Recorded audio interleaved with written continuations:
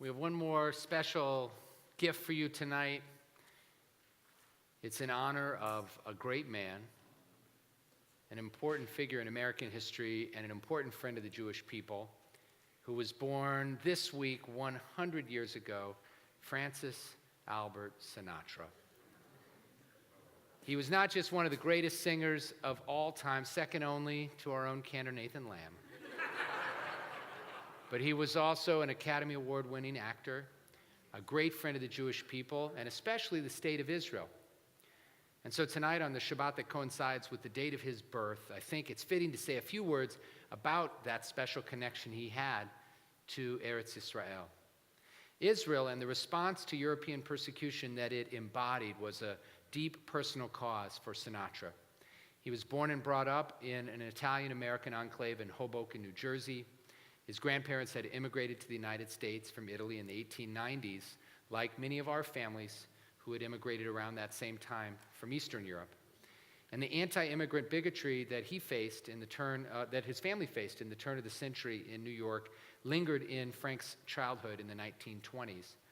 He told his friend Pete Hamill that, quote, "Growing up, I would hear the stories, things that happened because you were Italian. The stories were there, the warnings, the prejudice you heard about it at home, in the barbershop, on the corner. You never heard it in school, but it was always there." One of Sinatra's caregivers as a child, both his mom and dad worked, was a Mrs. Golden, who spoke to him, according to legend, only in Yiddish. And at one point in his life, he said that he knew as many words in Yiddish as he did in Italian, and all of them curses. Mrs. Golden gave him a Jewish star Magen David necklace, which apparently he wore for much of his life. In 1947, Sinatra appeared at the Hollywood Bowl. I'm not going to ask if anyone here was there. Was anyone here there? We were at the Unik Shabbat before Matt Dardashny was born. That was a good one. At the Hollywood Bowl in 1947, there was a Action for Palestine concert. This was before the State of Israel was called the State of Israel. It was a Zionist benefit concert, and Sinatra headlined. And then the following year, at the request of Zionist leaders, he smuggled, this is a story I'd never heard about until I read it this week, he smuggled a large amount of money to operatives buying arms for the Haganah. Did you know this story? He'd been asked to smuggle the money by Teddy Kollek, who was then the Haganah representative in the United States. Kollek wanted to purchase a large shipment of arms in New York and was having a hard time getting the money to the person that he needed to get the money to, and so they asked Sinatra for help. And so they gave all the money to Sinatra. Teddy Kollek went to a Sinatra concert, gave the money to Sinatra. The FBI followed Teddy Kollek out the front door of the theater. Sinatra went out the back door as the bagman with all of the money and handed it off to the person who was waiting for the cash, and they used that to buy arms for the Haganah.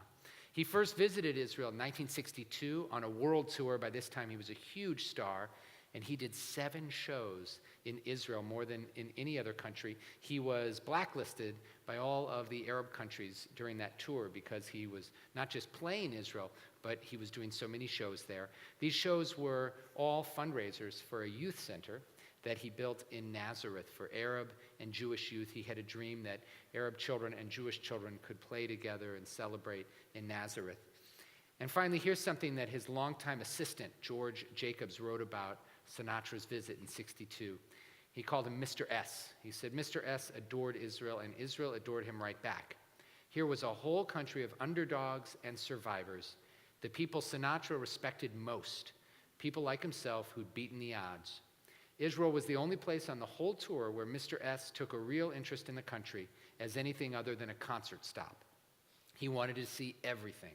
And Israel rolled out the red carpet. When he wanted to cross the Sea of Galilee and see the Golan Heights, this was 1962, the Israelis contacted the Syrians to tell them that our long convoy was not a troop movement and to hold their fire. In honor of Mr. S, they did. The sundown on the Sea of Galilee was beautiful. Mr. S half joked, another few days of this and I could become a believer." In the mid-1970s, Frank Sinatra raised $1 million to build a student center at the Hebrew University in Jerusalem, and when I was a visiting student there with my wife Jacqueline, we used to sometimes go there for coffee. Friends, when you've loved and lost, like Frank has, you understand his deep and abiding affection for the state of Israel as a homeland of the Jewish people. So in his honor, we close our service this evening on page 321 with a tribute to the one and only Francis Albert Sinatra.